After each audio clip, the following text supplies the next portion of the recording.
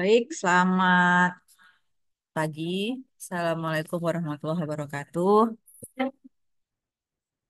Kita berjumpa kembali dalam pertemuan 11 untuk mata kuliah Sistem Bangunan dan Utilitas 2 untuk Universitas Borobudur dan untuk Universitas Medan Area mata kuliahnya adalah Pengendalian Lingkungan 1. Nah, untuk teman-teman yang belum masuk ke link Zoom, silahkan masuk supaya kita bisa langsung memulai materi kita hari ini dengan judul Sistem Pencegahan Kebakaran pada Bangunan Gedung. Eh, Kelihatan sudah ininya ya, PPT-nya udah kelihatan bahannya. Oke, jadi untuk pertemuan hari ini, sebelumnya kan kita sudah bahas tentang air bersih, kan? Yang hari ini kita bahas adalah tentang sistem pencegahan kebakaran. Jadi pada perkotaan, pada perkotaan sudah ada standar yang ditetapkan tentang pencegahan kebakaran dan tentunya juga ada pada bangunan. Nah, yang kita bahas hari ini adalah sistem pencegahan kebakaran pada bangunan gedung. Kenapa? Karena biasanya bangunan ini adalah yang lebih rumit fungsinya, sehingga dia perlu perlakuan khusus di dalam bangunan itu sendiri. Jadi di dalam bangunan itu sendiri itu diperlukan sistem pencegahan kebakaran tersendiri. Tapi kalau bangunan biasa, jadi ada bangunan non gedung ya, yang gedung dan yang non gedung. Yang non gedung itu maksudnya biasanya yang materialnya terbuat dari bukan bata atau beton. Nah, itu ada dia digabungkan dengan pencegahan kebakaran lingkungan. Nah, yang kita bahas hari ini adalah eh, lebih ke bangunan menengah atau bangunan berlantai banyak. Nah, jadi, oh sebentar ya. Ya. Jadi apa yang kita bahas hari ini, yang pertama kita akan membahas tentang konsep dasar pencegahan kebakaran, kemudian elemen utama dalam sistem pencegahan kebakaran, dan desain ruang yang mendukung pencegahan kebakaran. Jadi dalam pencegahan kebakaran ada prinsip dasar atau konsep dasar yang harus kita pahami. Kemudian ada elemen-elemen utama yang harus kita sediakan. Kemudian yang ketiga kita akan membahas desainnya harus bagaimana tuh dalam perancangan supaya bangunan kita itu mendukung sistem pencegahan kebakaran. Jadi seperti sistem utilitas sebelumnya ya, dia ada mekanisme utilitasnya, ada mekanisme perpipaannya, tapi sebenarnya perpipaan itu akan mempengaruhi desain. Jadi akan mempengaruhi desain kita. Sehingga meskipun utilitas itu mungkin nanti ada ahli yang mempelajari, yang mengerjakannya sendiri, ya ahli MEP-nya, tapi kita mesti memahami supaya kita bisa menyediakan ruang-ruang yang dibutuhkan pada bangunan kita itu, gitu. Termasuk dalam sistem pencegahan kebakaran ada juga ya. Nah, ini ada data kebakaran bangunan di Indonesia. Ini data terakhirnya di Juli 2023. Jadi kalau kita lihat ini naik turun ya. Kalau dilihat sekilas dia naik turun tapi secara ya ya maaf ya ada ini ada suara yang ganggu di sini. Tapi eh, secara trennya, tren jumlah kebakaran bangunan di Indonesia itu meningkat. Nah, kenapa yang Juli 2023 rendah? Karena datanya masih sampai bulan Juli ya. Nah, belum tentu dia menurun dibandingkan eh, yang sebelumnya. Jadi bisa jadi ini eh, naik, bisa juga turun. Yang jelas, walaupun dia sudah rendah di 151, perbandingannya dengan di tahun 2019 bulan Juli ya kita lihat bulan Juli 2019 itu angkanya di sekitaran 50 atau ya antara 40 sampai 60 ya yang di sini sebentar ini ya ini Juli 2019 4 tahun yang lalu di 45 atau 50 ini atau 48, sedangkan di Juli 2023 di 158. Kemudian Juli 2021 di 64. Kemudian di Juli 2022 di 129. Jadi jangka waktunya ini tidak terlalu panjang ya, cuma 4 tahun, tapi peningkatan jumlah kebakarannya 2 kali lipat lebih gitu. Jadi ini adalah satu data yang harus kita cermati. Kenapa bisa terjadi seperti ini? Bisa jadi mungkin bertambah banyaknya bangunan. Oke, bertambah banyak bangunan berarti harusnya pencegahan kebakaran juga harus lebih diperhatikan. Nah, jadi ini ada masalah di sini di mana angka angka kebakaran bangunan di Indonesia terus meningkat. Nah, eh, dalam hal ini peran arsitek untuk mendukung pencegahan kebakaran itu sudah diatur dalam undang-undang bahwa arsitek sebagai orang yang merancang bangunannya maka harus menyediakan sarana dan prasarana kemudian desain-desain bangunan yang mendukung pencegahan kebakaran pada bangunan kita itu. Jadi apa saja konsep dasarnya? Nah, secara definisi, sistem pencegahan kebakaran itu adalah rangkaian upaya, perangkat, dan teknologi yang dirancang untuk mengurangi risiko kebakaran, mendeteksi insiden kebakaran sejak dini, serta memitigasi dampaknya. Jadi, kita perhatikan di sini ada upaya usaha ya. Jadi dia bentuknya abstrak ya kalau usaha yang kita lakukan. Kemudian perangkat ini terlihat ya, perangkat alat-alat dan teknologi berarti ini sistem ya yang dirancang untuk mengurangi. Pertama kita kurangi dulu resiko kebakarannya. Kemudian kalau misalnya ada pun kebakaran, kita usahakan agar itu dapat dideteksi sejak dini.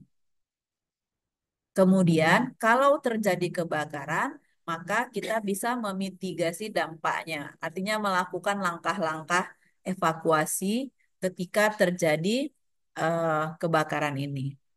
Jadi fasilitas kebakaran itu, ini lucu ya kebakaran ini. Kebakaran ini adalah fasilitas yang wajib kita sertakan pada bangunan, tapi kita berharap itu jangan sampai dipakai gitu. Kalau fasilitas yang lain kan, utilitas yang lain kan akan kita pakai ya, air bersih, air kotor, itu akan kita pakai. Nah, kalau kebakaran ini harus kita sediakan juga sama seperti air bersih dan air kotor, tapi kita berharap jangan sampai ini terpakai. Gitu. Tapi harus kita sediakan. Gitu. Jadi jangan, jadi memang kalau misalnya kita mau sedikit kalau kita mau agak ignorance ya, tidak peduli gitu kan, nggak akan kebakaran itu gitu kan. Nggak usah kita sediakan fasilitasnya gitu. Tapi nggak bisa. Menurut peraturan harus disediakan gitu. Harus disediakan. Dan kalau misalnya kita tidak menyediakan, kalau terjadi kebakaran dan ataupun bencana alam lainnya ya. Jadi nanti ada hubungannya ke sini, tapi ini kita bicara kebakaran. Kalau misalnya terjadi kebakaran, dan orang-orang tidak bisa mitigasi dengan baik karena rancangan bangunan kita tidak disediakan area mitigasinya, maka itu ya kesalahan kita sebagai perancang atau sebagai arsitek karena tidak menghiraukan peraturan yang harus kita laksanakan. Jadi intinya ada rangkaian ya. Jadi bukan ya. Jadi ada rangkaian, jadi bukan hanya satu cara, ada beberapa cara yang harus kita lakukan untuk mengurangi risiko kebakaran, kemudian kita deteksi, kemudian kita mitigasi dampaknya. Kalau ada yang mau ditanya, langsung aja raise hand dari Zoom atau yang dari Uma boleh langsung angkat tangan di sini ya untuk bertanya. Nah, jadi apa tujuannya? Tujuannya yang pertama, kenapa kita menyediakan fasilitas ini? Supaya kita bisa mendeteksi dini kebakaran. Artinya kita bisa mengetahui ada kebakaran sejak awal dia muncul apinya. Supaya apa? Ya supaya kita bisa langsung merespon terhadap kebakaran tersebut. Kalau cuman kecil, maka respon kita bisa juga eh, cepat dan singkat dan tidak perlu usaha yang lebih besar. Tapi kalau misalnya kita tidak mengetahui si kebakaran ini sudah terjadi sehingga apinya semakin besar, maka usaha yang kita lakukan untuk memadamkan kebakaran tersebut tentu harus lebih besar. Jadi kalau misalkan biasanya ya em, yang sering terjadi itu karena ada korsleting listrik, ya salah satunya. Korsleting listrik salah satunya itu yang mudah terjadi penyebab kebakaran, tapi dia tidak langsung besar, gitu. Dia kecil dulu. Misalnya biasanya di ini ya di eh, kabel untuk kita cok sambung ya, itu kan ada banyak tuh uh, uh, tempatnya. Jadi di situ biasanya yang bisa terjadi korsleting dan di situ biasanya terbakar dulu di situ. Terbakar. Jadi bukan yang meledak itu kalau itu gas ya, biasanya yang meledak. Tapi kalau korsleting biasanya dia kecil dulu. Nah, kalau misalnya kita cepat mengetahui yang kecil itu, maka itu bisa ditangani oleh satu atau dua orang. Jadi penting untuk mengetahui si deteksi kebakaran ini. Nah, supaya apa? Supaya yang kedua, mencegah terjadinya kebakaran yang lebih besar sehingga kita bisa melindungi keselamatan penghuni. Jadi biasanya yang menyebabkan adanya korban nyawa untuk pengguna bangunan atau penghuni itu bukan hanya apinya tapi asapnya saja juga sudah bisa membuat adanya korban nyawa. Jadi tidak mesti kebakarannya itu kayak kita lihat di film-film ya, ada yang runtuh ya, ada besi yang jatuh, ya itu bisa. Tapi kan itu berarti sudah besar sekali. Tapi kalau misalnya pun dia belum terlalu besar, tapi asapnya sudah cukup banyak, nah asapnya itu juga bisa mengancam nyawa penghuni. Nah, kemudian yang ketiga, tentu supaya kita meminimalisir adanya kerusakan properti pada bangunan kita. Jadi, eh, semakin besar kebakarannya, tentu kerusakan yang didapatkan dari kebakaran tersebut akan menyebabkan kerugian yang lebih besar. Jadi, kita usahakan supaya itu tidak terjadi.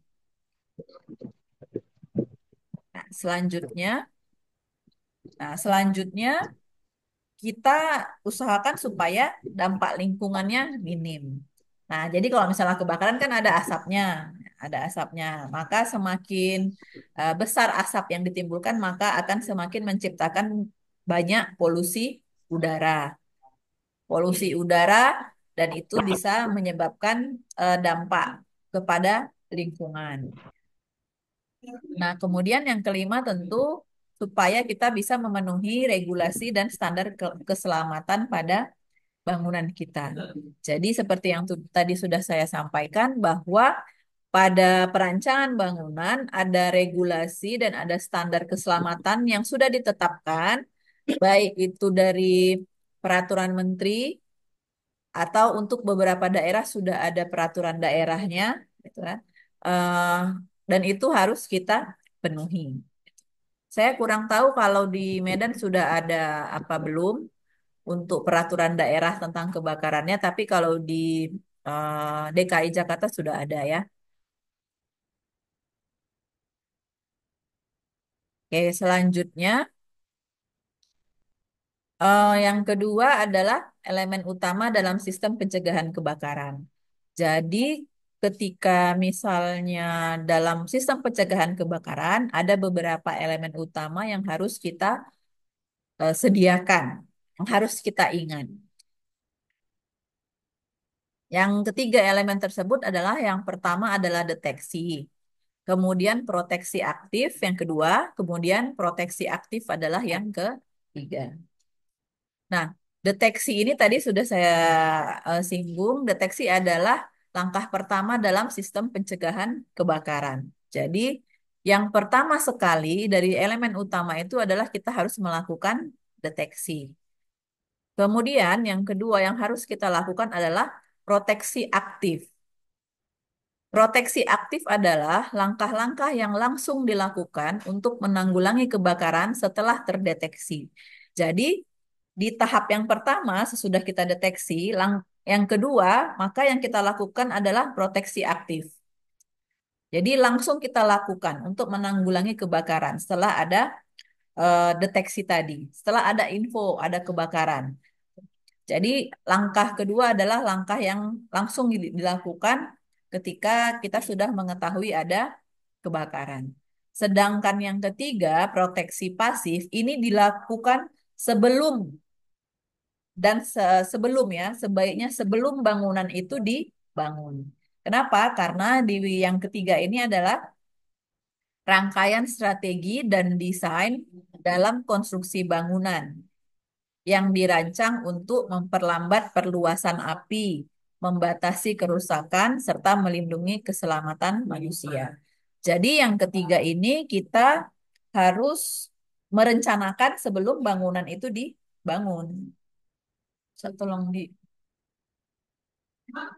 Jadi yang ketiga itu harus kita eh, tentukan sebelum kita membangun bangunannya.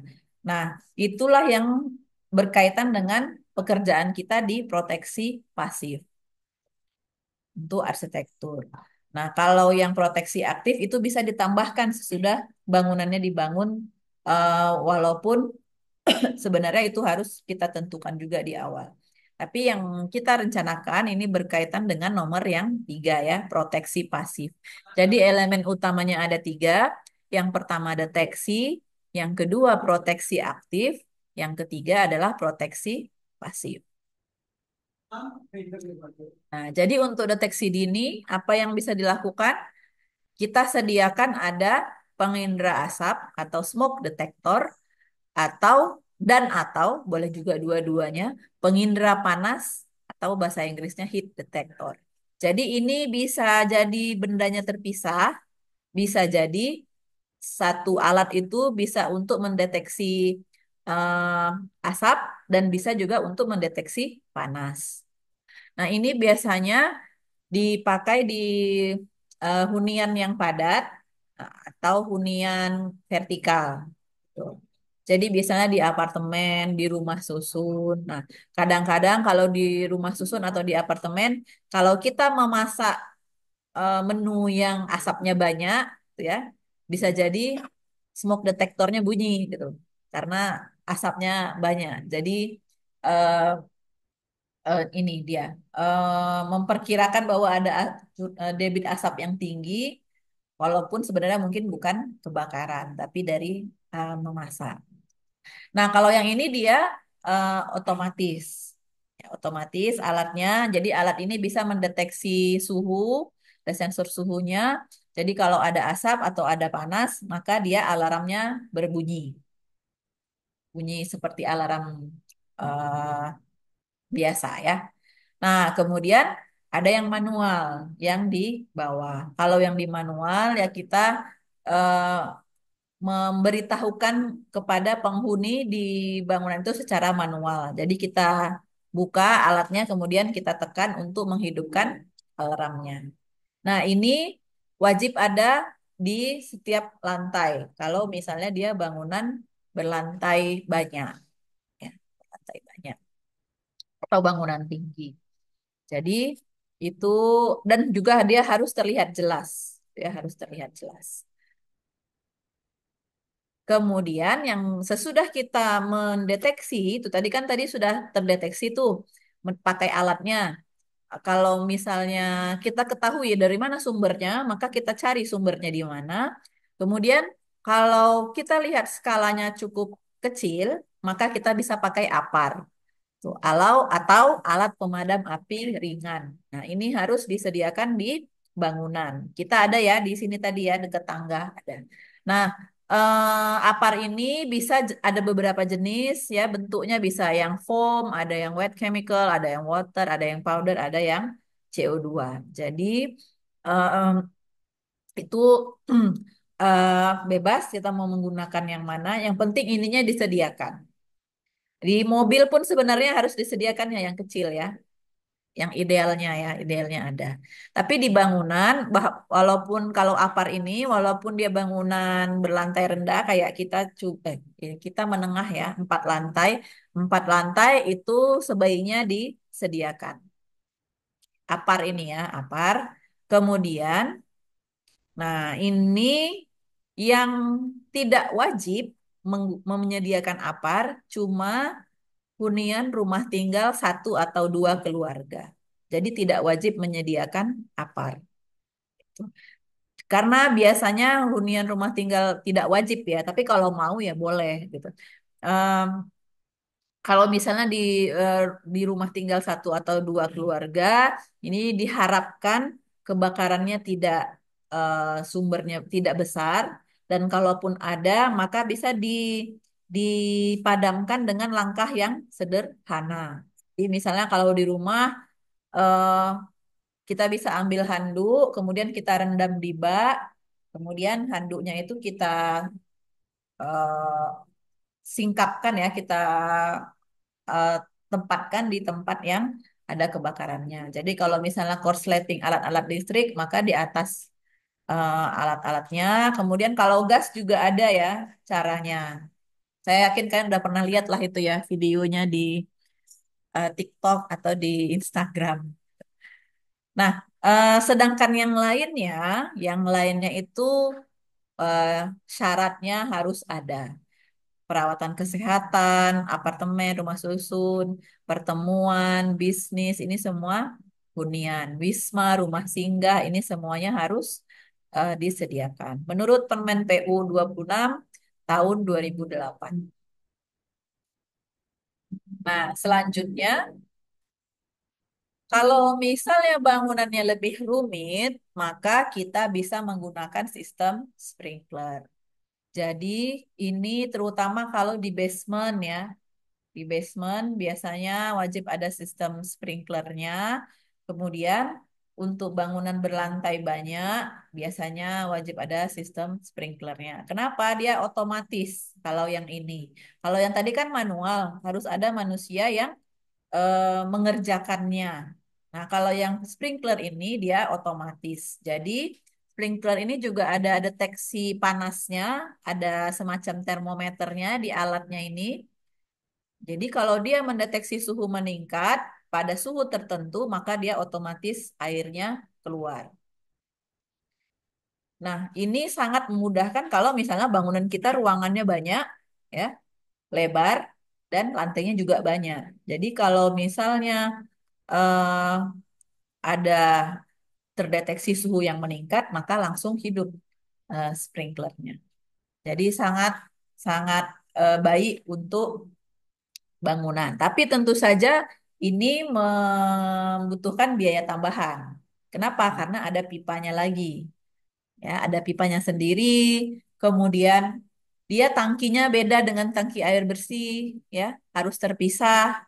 Tapi sistemnya kurang lebih sama. Dan tangki itu harus terus terisi, tidak boleh kosong gitu. Harus terus-menerus penuh gitu. Nah, itu tadi. Jadi biayanya mahal, ya biayanya bertambah, tapi kita berharap jangan sampai ini digunakan gitu ya. Sampai si sprinklernya digunakan. Kemudian ada lagi sistem hidran. Nah, kalau sistem hidran ini yang atas adalah untuk di perkotaan ya. Jadi untuk keamanan lingkungan. Jadi kalau misalnya kita punya satu mega blok yang ada beberapa bangunan berlantai banyak di situ, kayak kalau di Medan dia di Podomoro ya konsepnya ada hunian vertikalnya, kemudian ada mallnya ya. Jadi itu mega blok istilahnya. Maka di antara bangunan itu kita harus sediakan hidran yang atas ya, hidran yang atas.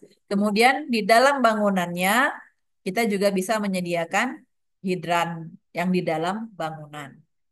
Nah, jadi kalau kalian perhatikan di gambar yang bawah ini, di dalam kotak ini ada hidran seperti yang di atas.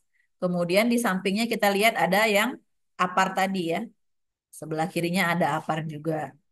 Nah, ini pipanya yang untuk mengalirkan air bersih. Ini aparnya ada dua nih di sini. Ya. Jadi antara proteksi aktif ini, kalau misalnya bangunannya cukup rumit, maka boleh kita sediakan dua-duanya atau tiga-tiganya.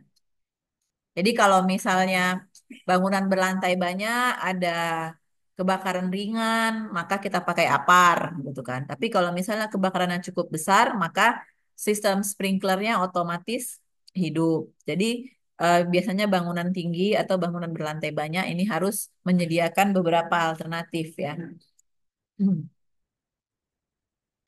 Nah, kemudian ada yang namanya proteksi pasif.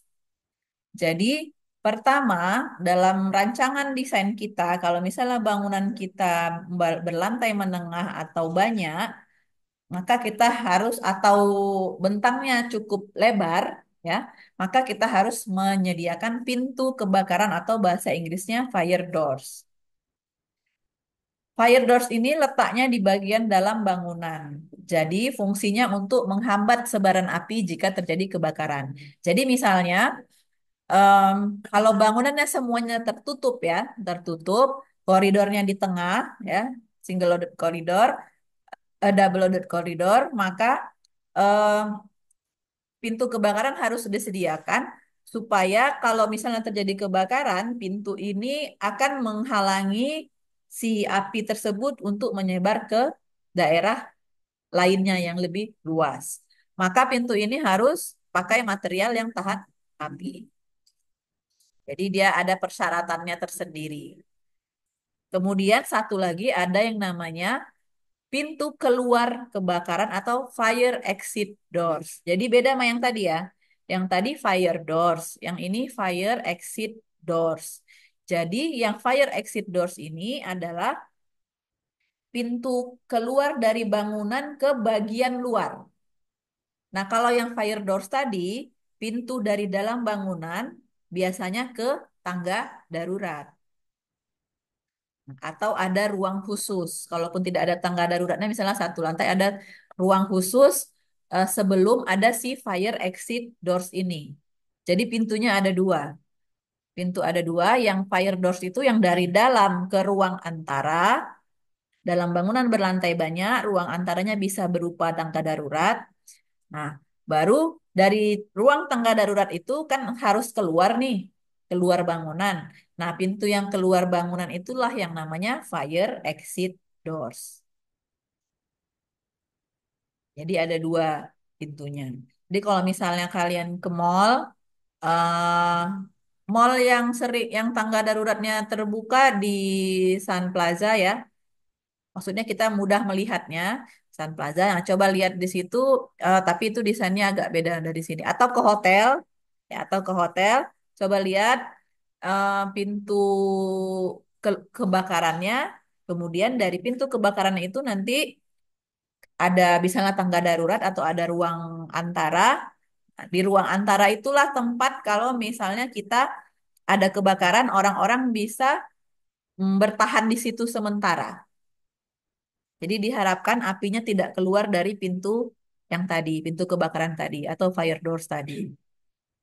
Nah, maka si fire exit doors ini dia seperti di foto ini dia membukanya harus keluar. Tidak boleh yang tarik ke dalam, harus dorong. Supaya apa? Supaya lebih gampang kalau terjadi situasi darurat. Jadi kalau misalnya ada situasi darurat, maka kan orang evakuasi dari pintu ini. Jadi bukan hanya kebakaran ya, situasi darurat yang lainnya juga bisa menggunakan ini. Maka kita keluar dari pintu ini dan tinggal didorong. Karena kalau misalnya orangnya banyak, ya, kalau orangnya banyak kita pintunya tarik, justru malah berbahaya. Jadi pintunya harus didorong. Pintunya harus dorong. Kemudian sampai sini ada yang mau ditanya?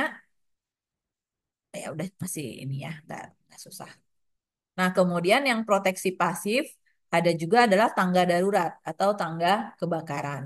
Tangga kebakaran atau tangga darurat bisa diletakkan di dalam bangunan, bisa juga diletakkan di luar bangunan seperti gambar yang sebelah kanan.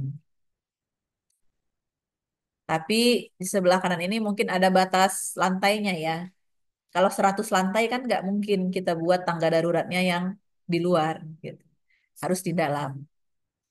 Nah, kemudian yang di luar ini juga kadang-kadang bisa mengganggu fasad kalau misalnya kita merancangnya kurang baik atau menempatnya kurang baik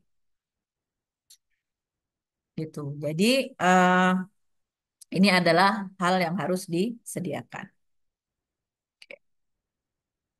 Nah, selanjutnya saya akan sampaikan beberapa standar atau peraturan yang berkaitan dengan proteksi pasifnya. Tuh. Jadi kalau secara detailnya nanti bisa kalian lihat sendiri di peraturan ini sampai sedetail-detail mungkin. Misalnya di pintu seperti yang tadi ya, fire alarm manual tadi, ya, alarm kebakaran yang manual tadi itu ada peraturannya harus diletakkan 1,2 meter dari muka lantai, kemudian dia harus diletakkan sekian meter dari pintu darurat. Jadi harus yang detail-detail seperti itu tidak saya sampaikan di sini karena itu terlalu teknis dan juga dalam perancangan itu tidak terlihat kan, tidak terlihat.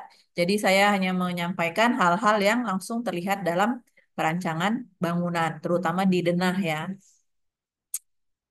Nah, ini coba diperhatikan bahwa pada bangunan itu ada perbedaan skala risiko. Jadi kalau yang resikonya ringan itu seperti sekolah, kampus ya, kayak kita, residential buildings atau bangunan permukiman, nah, perumahan, apartemen, rumah susun, kemudian perkantoran. Resiko kebakarannya dianggap ringan. Jadi dari mana bisa terjadi sumber kebakarannya? Mungkin tadi ada korslet listrik ya, ada korslet listrik atau mungkin eh, kecelakaan karena ketelodoran, misalnya sedang pakai lilin atau korek api atau yang semacamnya, kemudian terkena ke bahan-bahan yang mudah terbakar, itu bisa terjadi. Kemudian mungkin yang paling beresiko adalah ledakan gas ya, ledakan gas. Eh, tapi bagaimanapun sekolah, rumah, permukiman dan perkantoran itu masuk ke dalam kategorinya eh, ke resikonya ringan, resikonya ringan. Kemudian ada yang medium, pabrik dan gudang. Kenapa?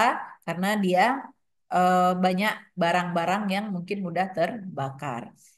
Yang resikonya tinggi adalah pabrik seperti pabrik yang memiliki zat-zat yang mudah terbakar. Contohnya di sini paint factories, nah, pabrik cat, kemudian pabrik kembang api, kemudian hangar pesawat. Nah, kemarin saya lupa tahun lalu apa tahun 2022 ada pabrik kembang api yang terbakar ya, meledak kemudian eh, terbakar. Jadi semakin tinggi resikonya, maka penanganan atau sistem pencegahan kebakarannya tentu juga harus semakin terencana dan semakin detail.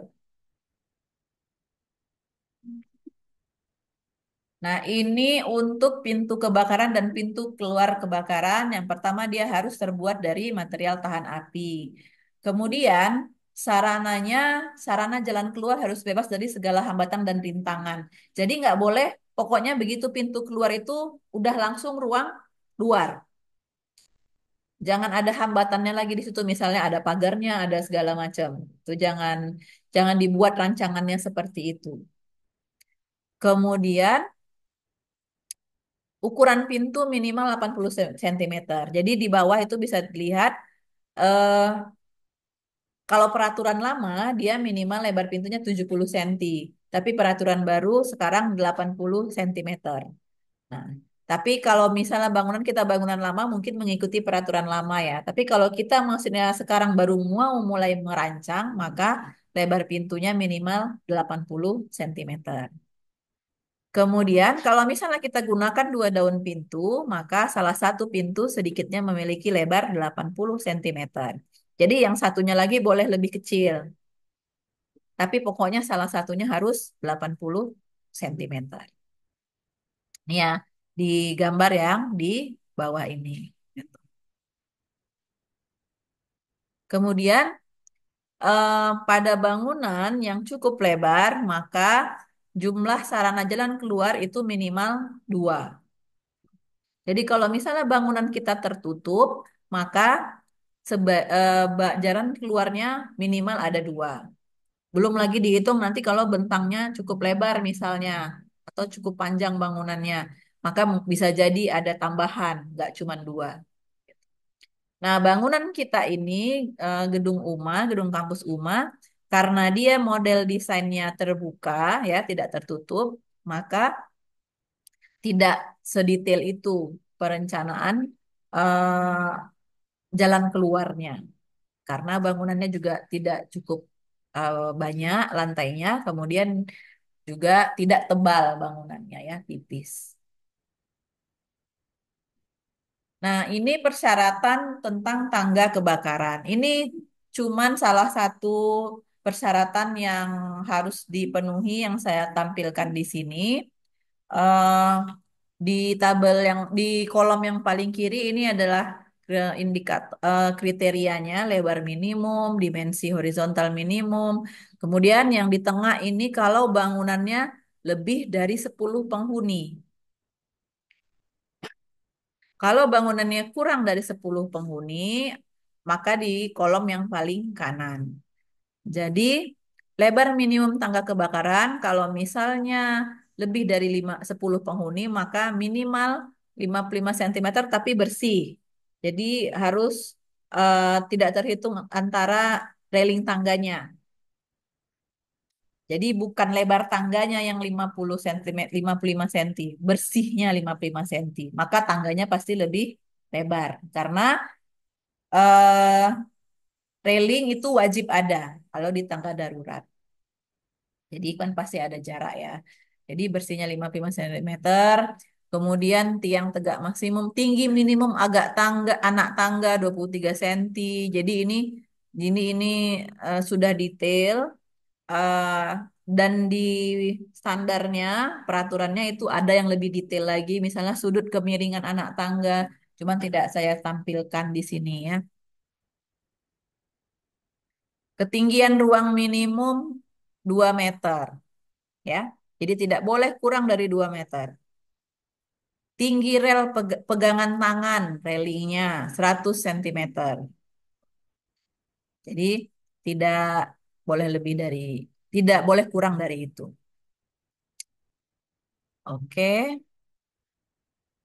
Nah, selanjutnya ini perletakan desainnya. Jadi antara ruang ini, ayunan ini tidak boleh beririsan dengan sirkulasi pengguna. Jadi yang di atas ini yang benar. Garis putus-putus ini adalah eh, ruang untuk pengguna berjalan atau lari. Kalau misalnya pada situasi evakuasi.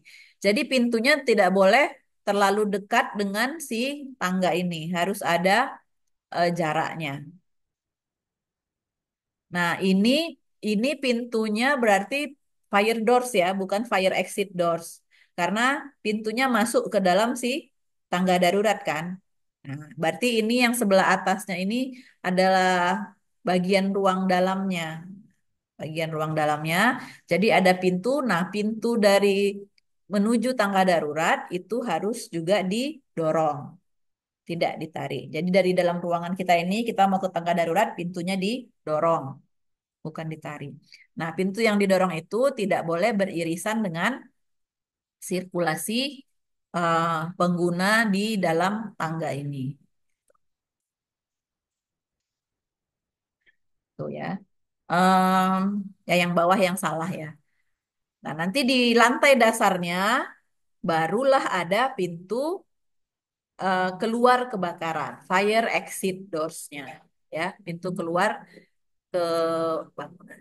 Ini ya di sebelah kanan ya, yang bisa lebih dilihat ada isometrinya. Kemudian ada yang namanya refugee area atau refugee floor. Refugee sebenarnya pengungsi ya terjemahannya, tapi kalau diistilahkan ke bahasa Indonesia jadi area tempat berlindung. Apa ini? Adalah suatu lantai yang dirancang untuk area berkumpul pengguna bangunan gedung dan pengunjung bangunan gedung apabila terjadi keadaan darurat yang harus disediakan pada interval tidak lebih dari 16 lantai. Jadi, kalau bangunan kita lebih dari 16 lantai, misalnya 30, di lantai ke sesudah lantai ke-16 kita harus sediakan satu lantai yang sebagai refugee area yang kosong, nggak ada ruang-ruangnya. Baru di atasnya lagi baru boleh buat ruang-ruang lagi. Jadi itu menurut Permen PU nomor 14 tahun 2017. Jadi kalau di Medan sepertinya ya mungkin di di apartemen di komplek Podomoro mungkin ada ya refugee areanya. Tapi kalau di Medan tidak terlalu banyak bangunan yang lebih tinggi dari 16 lantai. Jadi eh, kita tidak banyak contoh ya, contoh langsung tentang adanya refugee area ini. Nah, kalau di negara lain aturannya beda.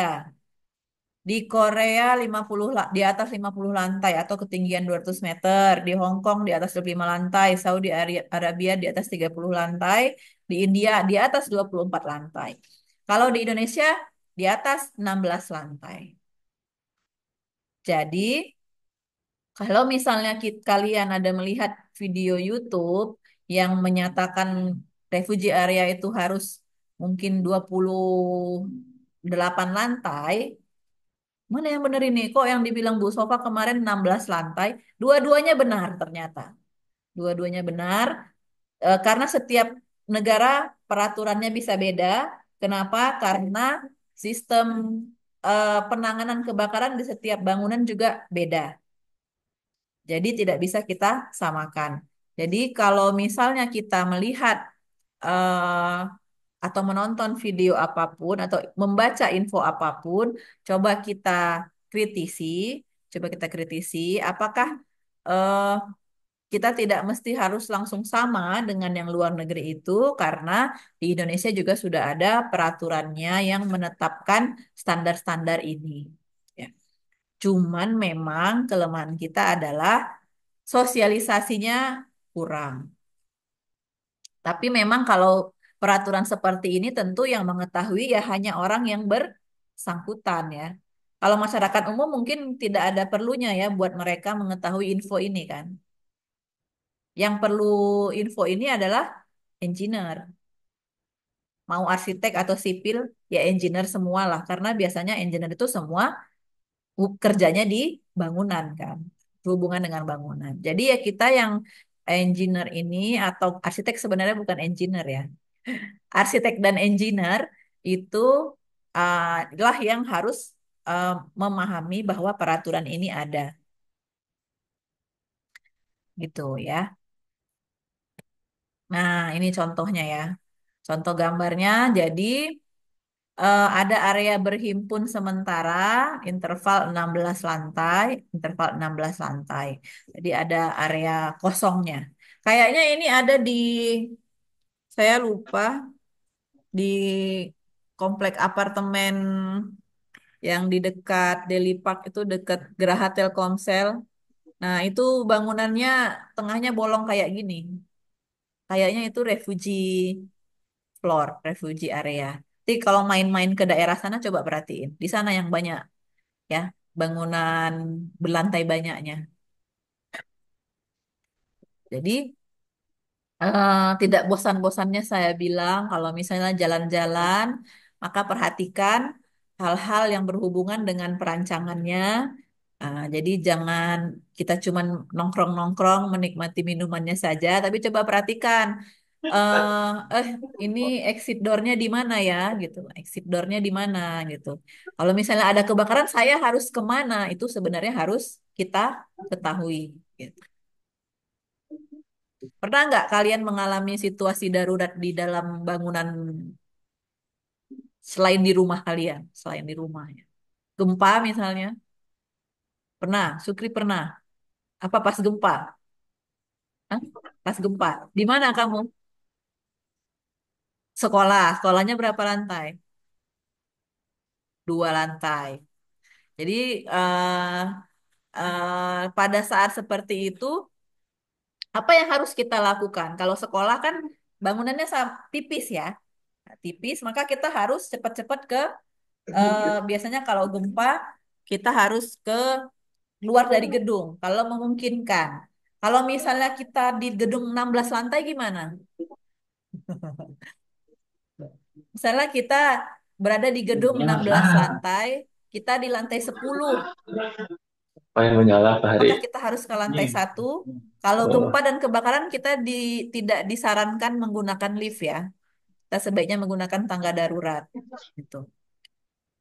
Kalau kita di lantai 10, maka kita ke lantai paling atas. Kalau gempa ya. Dingin. Nah, kalau kebakaran maka kita bisa masuk ke tangga Yang darurat. semangatnya, yang Atau semangatnya. kita stay di Om Burhan, ruangan Om Bur- berlindung di Om bawah Burhan. meja. Itu ya, itu Ya itu yang semak, eh, yang kumis, yang kumis tata tebal itu cara ya. menghadapi Cabut situasi alisnya darurat ya. tebal Ya. banget itu. Yang Oke, semangatnya, yang apakah semangat. ada yang mau ditanya? Silakan, Paldi mau nanya. Bisa di suaranya jangan apa-apa di Zoom, karena ini direkod. Tes. Silakan, apa yang mau ditanya? Nggak paling nanya Bu, kalau Boleh. misalnya dalam gedung itu kan paling seringnya tangga darurat itu kan tangga biasa kan. Ya, ah, Tapi kan untuk yang disabilitas itu ah, ah. belum pernah paling jumpai tangga darurat untuk disabilitas. Mm-mm. Nah, itu perlindungannya kayak mana Bu kalau ada kebakaran untuk Ya, disabilitas? bagus sekali pertanyaan. Jadi memang, di sini tidak saya tampilkan, tapi di sebenarnya ada area khusus untuk pemadam kebakaran. Kalau bangunannya berlantai banyak. Jadi ada saf khusus untuk kebakaran dan ada lift khusus untuk pemadam kebakaran. Jadi kalau untuk dia difabel atau disabilitas, dia bisa masuk ke lift tersebut. Ha, jadi kemudian juga di beberapa desain ada juga kalau di tangga daruratnya disediakan area eh, untuk mereka apa ya eh, berdiam atau parkir lah istilahnya ya. Nah, kursi rodanya untuk parkir di situ gitu. Kemudian nggak saya tampilkan juga. Kalau tadi ada saya fotonya, cuman nggak saya masukkan ke sini. Ada tangga darurat yang pakai pola untuk orang tunanetra. Jadi kan kalau mereka kan bisa tangga ya, bisa tangga tapi ada polanya di lantainya ada. Jadi mereka bisa jalan ke situ juga. Tapi kalau itu memang jarang. Kebanyakan tangga darurat nggak ada pola untuk kawan-kawan tunanetra. Nah, cuman nggak saya masukkan ternyata. Ya. Tapi sebenarnya ada. Oke, ada lagi yang mau ditanya?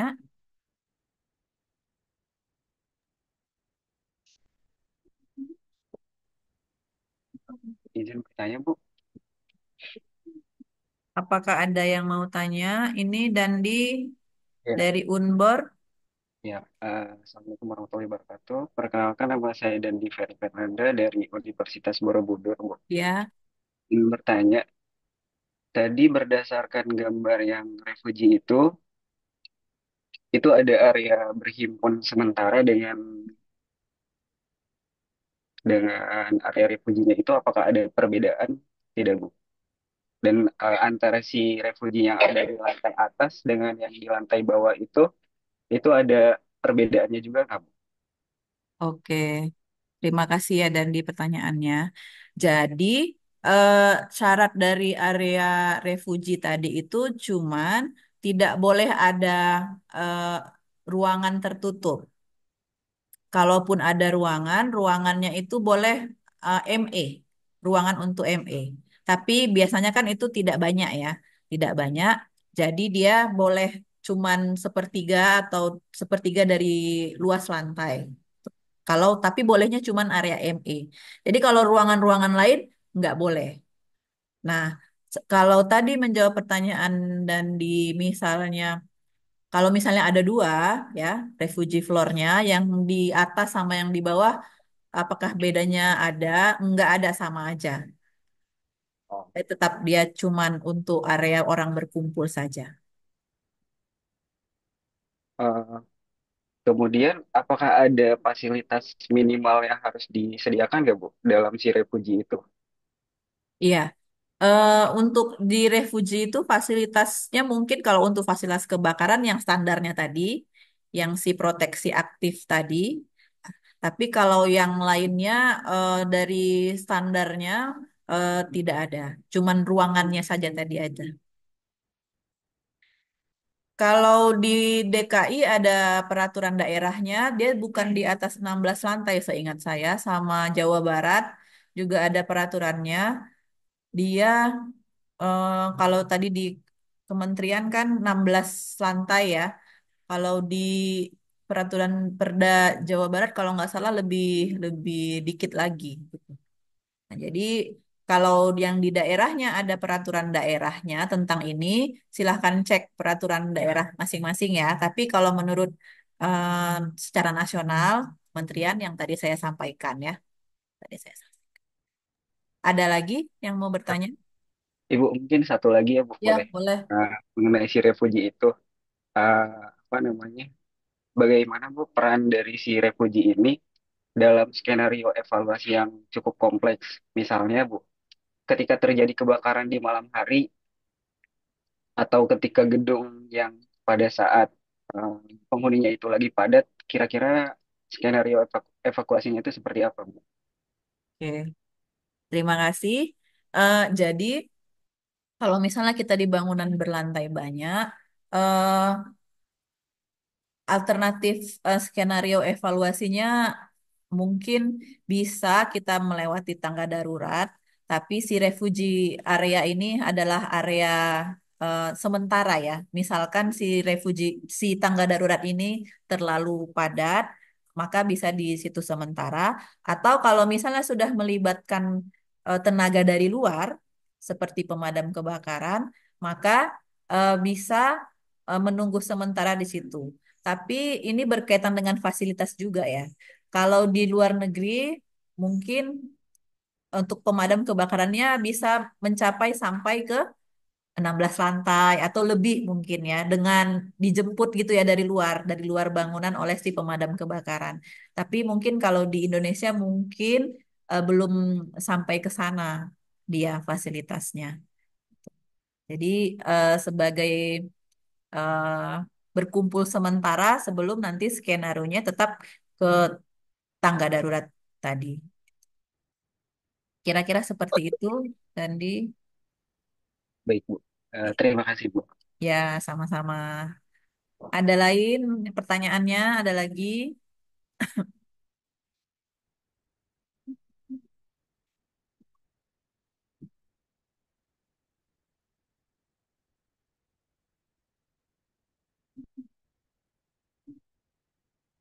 Baik, kalau misalnya tidak ada lagi yang mau ditanya, maka untuk Zoom-nya kita tutup sampai di sini.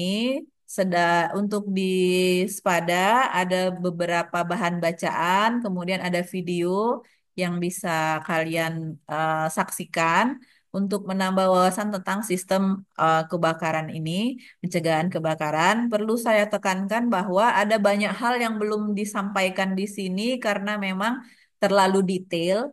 ya, terlalu detail. Misalnya tadi seperti yang saya bilang, ketinggiannya harus sekian, kemudian misalnya pintunya harus warna ini, kemudian harus ada sign-nya, harus ada tulisan exit-nya. Nah, itu harus dalam gelap harus terlihat. Terus kemudian nanti ada jalur evakuasi itu biasanya ada garis di dindingnya. Nah, itu sebenarnya ada banyak sekali standar atau regulasi yang berkaitan dengan signage-nya ya untuk peraturan untuk penanda penanda menuju pintu keluarnya. Cuman memang karena memang tidak berhubungan dengan tidak kelihatan ya kalau misalnya kita desain di denah maka tidak saya tampilkan di sini gitu. Sedangkan kalau untuk perencanaan sprinkler itu juga prinsipnya penyediaan airnya sama seperti penyediaan air bersih, ada tangkinya, tempat airnya, kemudian ada pipa-pipa di mana nanti air bersih itu akan dialirkan ke sprinklernya.